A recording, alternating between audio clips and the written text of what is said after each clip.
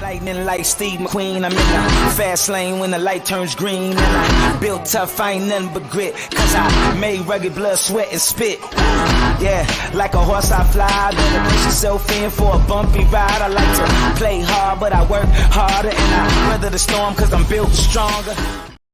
What is up, ladies and gentlemen? We are back. We are live. It is the Freight Coach Morning Show, the top morning show in transportation, coming to you guys every single weekday, 8:30 a.m. Pacific, 10:30 Central, to break down some industry headlines, and most importantly, provide some actual insight into what you can do with all of this information.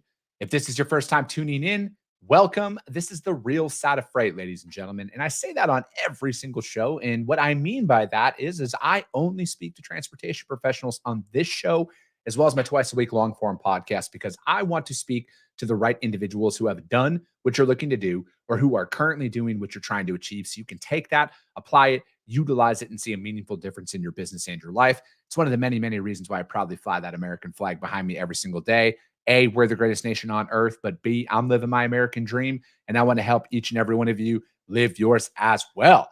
All right, we got Thursday in the house. Dennis Everett, what is up on YouTube? Good morning. Thanks for tuning in, Dennis. Tracy St. Clair on YouTube. Good morning. Bill McIntyre also on YouTube. Good morning to you, sir. Flo, what is up? Tuning in over on LinkedIn.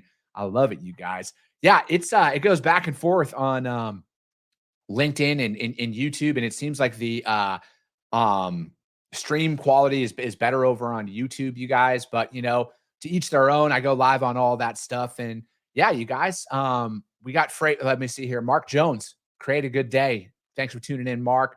Stephen Thompson, good morning. Jesus Gill, yeah, boy, amped up, slanging freight and taking dates. I love it. Corey Buchan, happy Thursday. Alex Carpenter, good morning. Sonny Sharma, orange shirt gang in the house.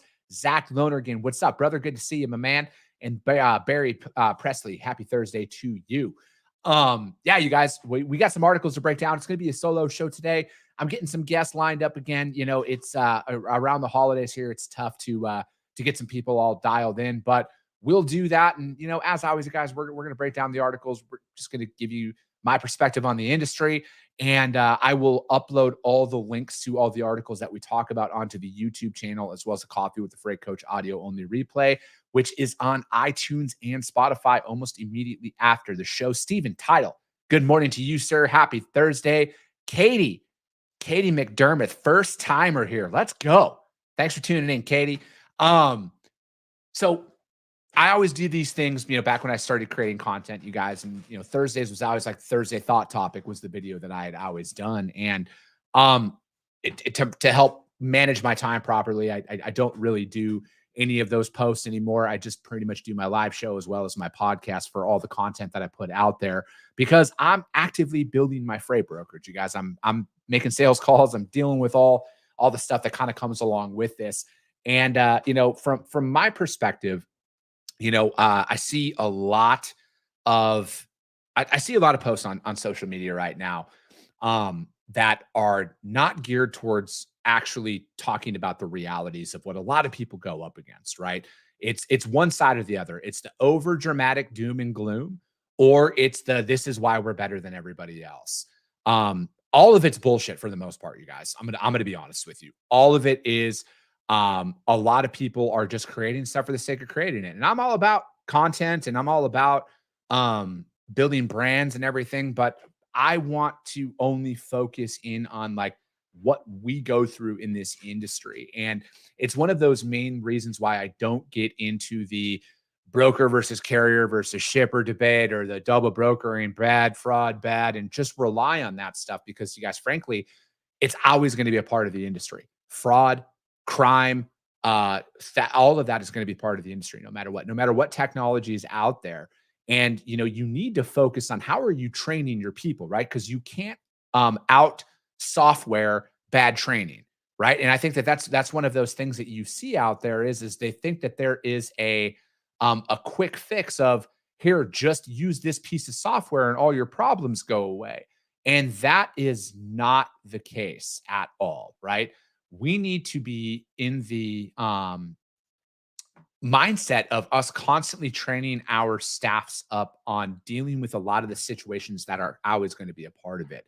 Um, I want to get, like, see, just go back to the fundamentals, right? How are you working with your team? Are they selling the freight with all the information in it, or are you just pushing a load out there to hope to get it covered, and you withhold all this information? I mean, some of the tactics that I see on some of the groups that I'm in Facebook is it's absolutely appalling. All right, it's appalling to see that the way that some people go in the lengths that they go to screw people over. Um, and again, full transparency, I've made my fair share of mistakes in my life, you guys. I've done and said shit that, looking back now as a damn near 38-year-old man, I'm like, what the fuck was I thinking? But you know what? You grow. But training your people on the right way of doing things, I think, is going to stand out more than any automation that you could possibly throw out there. Because out of all the customer visits and because again, you guys, I speak with real shippers, I'm moving real freight. I've never had one of them ask about my tech stack. I've never had one of them say, "Hey, what do you use?" It's they want to make sure that their freight is going to be secured properly, delivered on time, and mainly you be a partner in the event that something happens, right? So as we're assessing what we're going to go through here over the next, whatever is going to happen in the market, there's so much shit that's outside of our control, and you got to focus on your controllables here.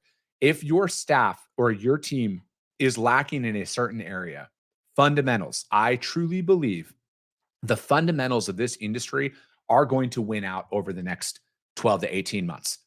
I truly feel that way. The people who get back to actual execution, communicating properly, training their staffs on the ins and outs of this industry, and not just like throwing bodies at this stuff, I think that's where the greatest growth is going to be. And again, you guys, I put my money where my mouth is because I'm in the trenches. I'm betting on that, right?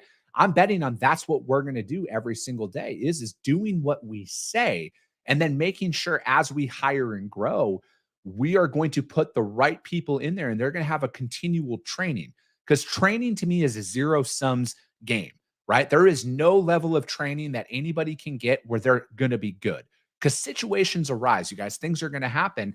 And then you need to be there to solve that issue or to deal with that stuff in those moments. And I think that, from what I see out there, there is a lot of opportunity for improvement. And stop paying attention to a lot of the content that's out there that's putting a narrative in one way or another, because that doesn't affect your daily life as much as it might seem when it's all over your feed, because there's an opportunity to improve. There's an opportunity to grow your business right now, and there's an opportunity to separate yourself from the competition. Put those blinders on and just keep executing. And frankly, who gives a shit what somebody else is doing? Another company's performance does not affect your performance at all. So, all right, let's go here.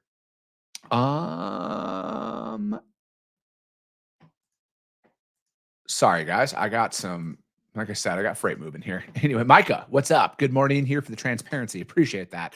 All right, you guys, first article we are going to break down. Obviously, this is some pretty decent sized news. This article is written from the JOC.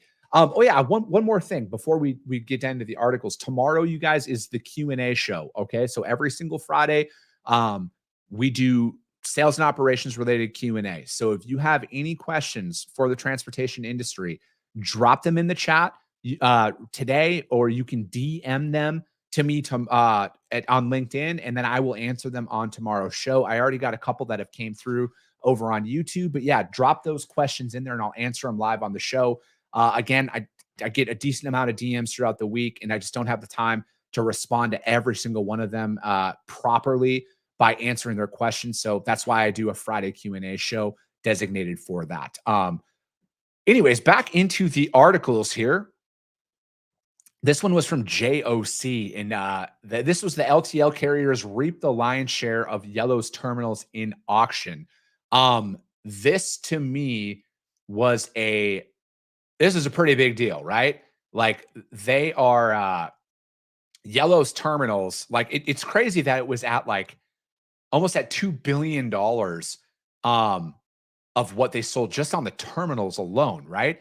And I'm going to get into the, a little bit more of the specifics here in this article, but the four of the largest carriers out there, XPO, Estes, Saia, and RNL, are about to get bigger after acquiring 77 of the 130 terminals auctioned off. Although no one carrier won all the properties, as some analysts expected, the successful bids totaling $1.57 billion by four of them kept in, of yellow terminals in the LTL family. And then this will help keep LTL pricing firm in 2024. And XPO successfully bought $870 million worth of real estate for 28 properties. Estes put up $250 million for 24, Saia $235 for 17. That was going on out there. And then RNL carriers bought 8 terminals for $211 million. And then another 18 companies successfully bid a combined $330 million for 55 other terminals. Successful bids in this private auction total $1.9 billion for the 130 properties for date, far exceeding the $1.52 billion stalking horse bid that Estes submitted in there. And then, which, again, why wouldn't you throw that in there and try and get it? Because, I mean, they put a $1.52 billion offer in for the entire company. And now it's just at 1.9 billion just for 130 properties in total, right? So it's going to be interesting to see how much higher this grows out there.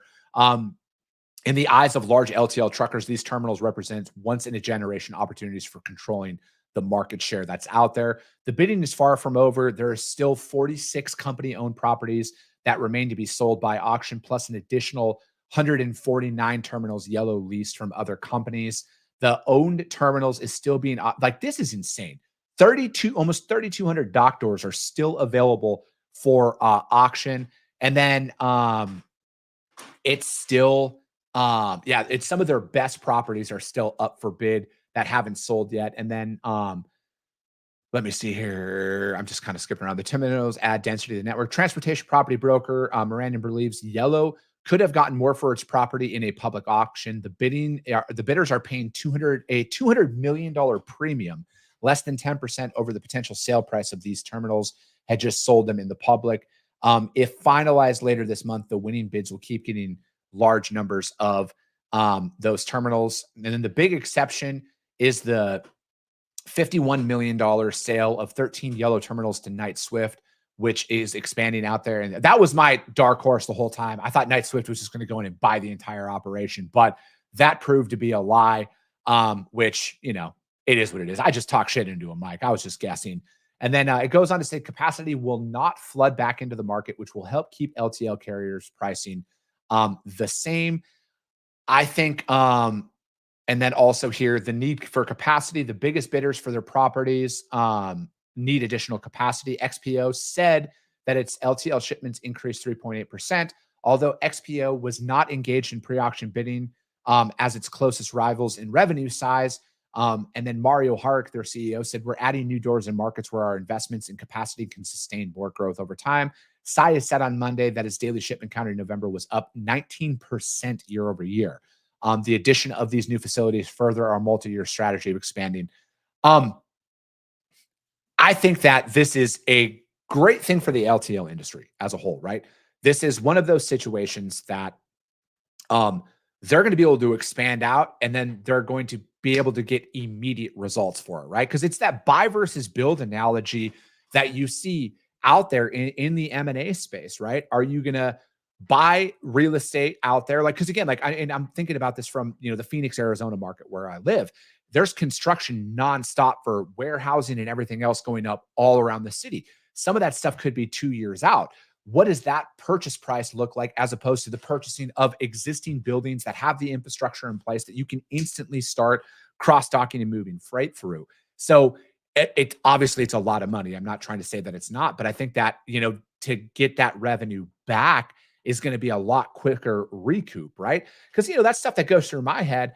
Obviously, albeit on a smaller scale for where I'm at. But, I've talked about, do we acquire a brokerage? Do we buy a building? What does that look like? And then, kind of see how you build out the infrastructure of it. And I think as things continue to kind of bounce back and forth in the market, I think that you're going to see a lot more of that. I still, at this point, would not be surprised if there's another massive M&A activity in the LTL market. With all of this stuff that's going on, somebody's, company might look a lot more appealing after they buy some of the existing terminals and equipment and everything else. And then a larger provider might see that and be like, we want you. So again, this is just an assumption after this is all said and done. I wouldn't be surprised if there is a large merger or acquisition that happens in the LTL space. That's just my guess. That's my gut. And then, so let me see the total value, the network, 2.5, but yeah. So that, it's a good article kind of breaking it down, you guys, and seeing where things are going and seeing how much is left up to acquire still in this. So this article is from the JOC, and is big U.S. LTL carriers reap lion's share of Yellow's terminal and auction. It's going to be a good one. It is going to be a good one. Stephen Tuttle says, I'm surprised. I've been in over 100 YRC terminals. Seems like more non-freight developers would have bought. YRC Kansas City is next to Arrowhead, a great location for commercial rather than trucks. St. Louis is prime location near the river, prime real estate for other development other than trucking. I'm surprised not gobbled up in non. Yeah. But I think, honestly, Stephen, just some of the information that I've seen out there, commercial real estate struggling. It seems like, or it's like poised to dip from what I forget where the article is. So again, you quote me on this or not, but I had saw an article recently, like the commercial real estate market is going to be hit here. And that might be why nobody came in and swooped that up from that perspective. Or there could have been something in the bankruptcy guidelines that said that it has to, I don't know. There's a bunch of stuff. I'll stop speculating because I don't know. Robert, what is up? Good morning to you. All right, you guys, next article we are going to break down is from FreightWaves. And this one is truck parking expansion money still elusive on Capitol Hill. I should have got my man Anthony Petit on the show. He is truck parking. Anthony Petit's with FinPark, you guys. If you guys want to find out more, hit up my boy on that. But back to the article. Local opposition and divided attention in Washington are hurdles that must be cleared. It's always opposition and divided attention in Washington. That's 24/7, 365. Despite receiving more attention than ever from the trucking industry and the Biden administration, getting Congress to pass legislation at actually helping Americans. I'm sorry that I made that up. Getting Congress to pass legislation aimed at alleviating the truck parking shortage remains elusive. Speaking on Tuesday during a meeting of the National Coalition on Truck Parking, a group organized under the FHA, the Federal Highway Administration, Bryce Monaghan, Director of Legislative Affairs for OIDA, said he was encouraged with the process being made on Capitol Hill toward approving $755 million over the 4 years of truck parking. However, while we've put in a lot of work, there's still a lot of work to do. I thought this was already done. I'm convinced I broke down an article that this was already a done deal. Anyways, it's interesting because truck parking and this bill is not an issue where there's any opposition on Capitol Hill. Let me see. The biggest challenge is getting this issue on top of lawmakers' priority list and getting them dedicated the time and political capital moving forward. While the Biden administration has encouraged state and local agencies to apply for truck parking funds through various federal grants, truck parking projects have to compete for those grant dollars with other infrastructure projects. But the Truck Parking Safety Improvement Act, which has been introduced in the House and Senate several times, would set up a competitive grant program solely for parking. Tiffany, that's a Wazlowski Newman, who represents Truck Stop and Travel Plazas as Vice President of Affairs for the Trade Association NATSO, said that the biggest challenge she sees is pushback on the local level. When a local community does not want truck parking, they will fight tooth and nail. In a small town in Montana, saw truckers as bullies who could steal their children. I use that to illustrate how strong citizen opposition can be. Despite the hurdles, however, said that there's reason to be optimistic. We've seen a lot of activity in support on both the Hill and the Senate. I think that realistically, our elected officials should probably do their jobs in this situation. I think that, again, they're using one example here about the public perception of a small town in Montana. But again, it needs to be like this is something that needs to be done. And it's like, what can we do about this right now? I look at it like this, because I've talked about this with Anthony before, is why aren't we using existing rest areas? And again, I know that there's some laws and, environmental groups that, are would possibly oppose this, but like the rest areas, how do we expand them and make more parking spots with them and then take advantage of existing infrastructure instead of waiting, right? Because like this is just typical bureaucratic bullshit that they're going to go through, that it's going to be a couple of years down the road, and then it's a couple more years down the road before construction's complete. So I'm just looking at this as, how do we take and actually implement a fix that can benefit drivers today and not 4 years down the road at best, right? Because like, let's be honest, this is going to move on. And then if there's a change in administration here next year, which you never know what could happen, are we going to be back to square one on all of this? Because they're going to bring in a whole new legislation agenda as well. So they need to do something. They need to get this done quick. And I think that it needs to get signed into law. Straight up. I thought that this was already done, but this is just what happens in, DC with all of our, we're quick to send our money everywhere but our own infrastructure, it seems. Truck parking is a major issue if you actually speak to truck drivers. All right. It's a major issue out there. It needs to be addressed. They need to do something about it, and they need to fix it. Freightwaves.com put that article out there. Robert says, now is the time to map out the 52 weeks of 2024. You can't prospect all 52 weeks. Mark off long weekends, conferences you're attending, in-person visits, 36 to 38 weeks to prospect. That's a good point, man. I actually just started looking at my schedule for 2024, and I try my absolute best to not commit to too many things right now because of all the freight and stuff that's going on. And I've already committed to what I think is all the travel that I'll do in 2024. And yeah, it's going to be one of those things, man, because we got lofty goals for next year, you guys. Lofty goals, and we are going to achieve them for sure. Third and final article is about transportation capacity growing in November. This is from FreightWaves. A November survey of supply chain managers fell back into contraction territory. The LMI Logistics Managers Index rating a 49.4 this month, which was 7.1 percentage points. Sorry, I went to public school. Worse than October, and followed 3 consecutive months of expansion. Transportation capacity remained prevalent across the supply chain and has been on the rise since April of 2022. While off slightly from October, transportation prices remained in contraction territory and rates of decline for the first time in 6 months. It's interesting that transportation prices, which have been the lowest metric all year, are often the canary in the coal mine for the overall logistics industry, and had the smallest drop during November's swoon. The 12-month forward expectation for transportation prices was solidly in growth mode at 63.8%. Essentially, November's decline seems to have come because firms are selling off inventories quickly.